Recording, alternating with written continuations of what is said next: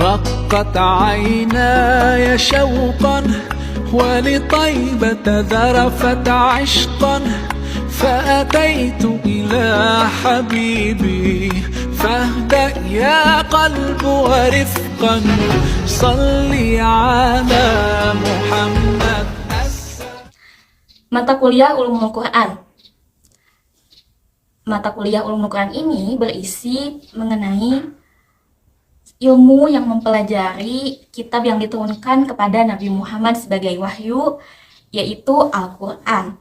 Dan di dalam Ulumul Quran ini berisi tentang pembahasan dan juga penjelasan dari bacaan-bacaan, makna-makna, tanda baca dalam Al-Quran dan juga asal-muasal dan peristiwa apa yang terjadi di dalam Al-Quran ini. Di pertemuan kemarin sudah ada 3 materi. Yang pertama, Nuzulul Quran. Nuzulul Quran ini berisi tentang proses perkembangan dan proses penurunannya Al-Quran. Penurunannya Al-Quran ini melalui 3 tahap. Pertama, Lauhul Mahfuz, Baitul Izzah, dan yang terakhir turun ke dunia. Di dalam proses perkembangan Al-Quran sendiri terdapat 3 masa. Rasulullah Shallallahu Alaihi Wasallam. Pada masa itu Al-Quran diturunkan secara bertahap, 1 per 1 ayat, dan Nabi pun menyampaikannya kepada umat. Dan alhamdulillah pada saat itu juga banyak orang yang masuk agama Islam. Maka dari itu, satu orang ke orang lainnya yang mendengarkan ayat-ayat dan perantara Nabi itu, mereka langsung mengingat dan menjadi menghafalkan ayat-ayat Al-Quran tersebut. Lalu masa kedua di masa Abu Bakar Asy-Syiddiq.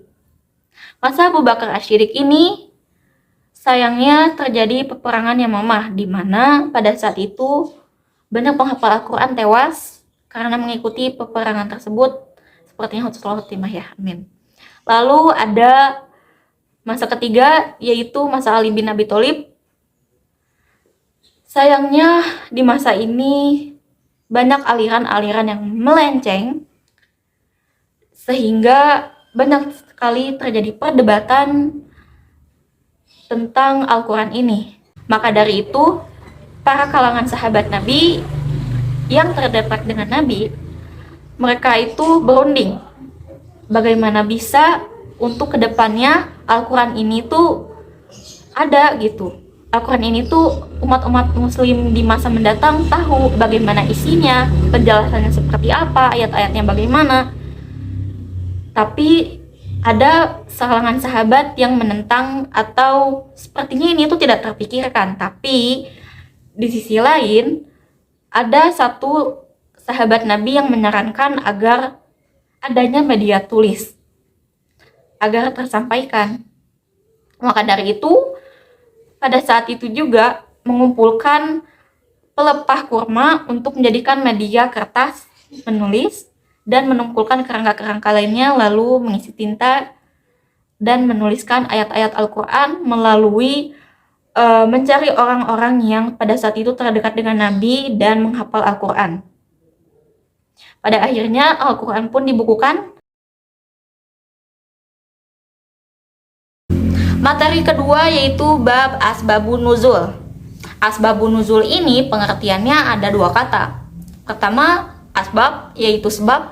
Yang kedua, nuzul yaitu peristiwa turunnya suatu benda dari ketinggian atas ke tempat yang bawah atau rendah. Maka dapat saya simpulkan kalau asbabun nuzul ini mempunyai arti yaitu sebuah peristiwa turunnya ayat Al-Quran.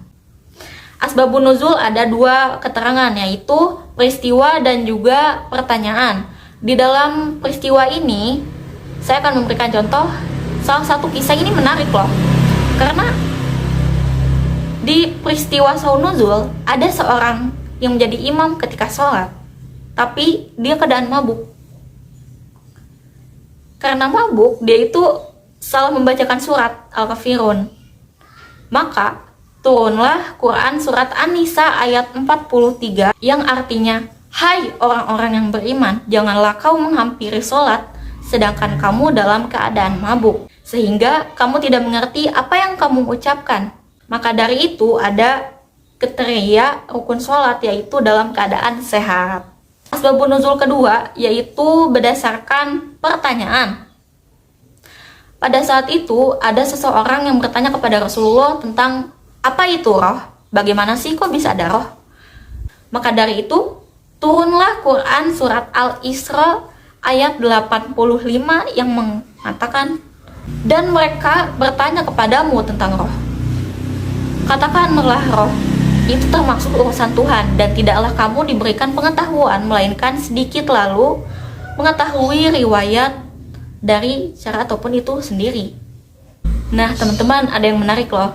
Di asbabun nuzul ini pada saat pertemuan kelima, kan itu materi asbabun nuzul, saya bertanya kepada pemateri dan juga kepada Bapak tentang asbabun nuzul ini di Quran surat An-Nisa ayat 34, yang dimana menjelaskan kalau laki-laki itu adalah seorang pemimpin dan perempuan harus tunduk kepada suaminya.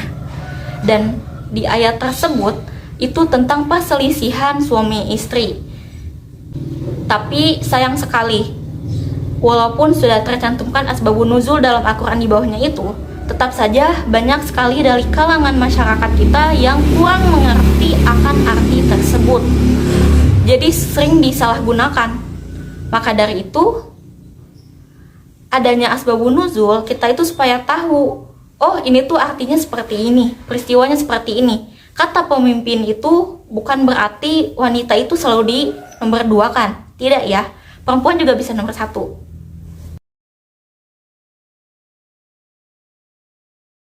Materi bab ketiga kali ini yaitu munasabah. Teman-teman harus ingat ya, munasabah sama muhasabah itu beda. Kalau munasabah yaitu hubungan antara surat satu ke surat yang lainnya. Nah, munasabah juga sering berdasarkan hasil dari proses ijtihadi. Untuk macam-macam munasabah itu ada banyak. Yang pertama, munasabah antara surat satu dengan surat yang lainnya. Lalu yang kedua, munasabah ini antara nama surat sama tujuannya yang diturunkan itu sama nggak? Ada hubungannya tidak? Ketiga, munasabah ini satu kalimat arti sama satu kalimat yang satu ayat yang tadi tuh ada hubungannya nggak? Apa beda atau dari peristiwanya apa? Lalu proses yang keempat, munasabah itu antara satu ayat sama ayat yang lainnya dalam satu surat itu. Yang kelima, munasabah antara penutup ayat sama kandungan dari ayat tersebut. Proses terakhir dalam munasabah ini yaitu hubungan antara penutup surat sama awal surat. Untuk selebihnya mohon maaf dan terima kasih atas perhatian waktunya.